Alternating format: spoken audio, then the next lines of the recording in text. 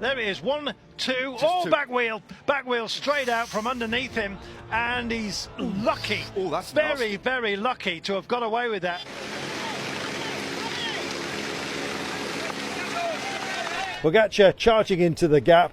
Pidcock had shaken his head, quite frankly, and decided that with still over 45 kilometres to go, the best thing was to actually wait up.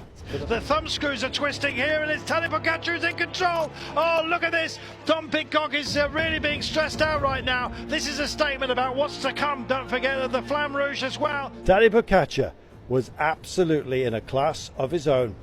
And with just under 13 kilometres to go, last of the Strade Bianche sections within his mind, and indeed was dealt with absolutely beautifully.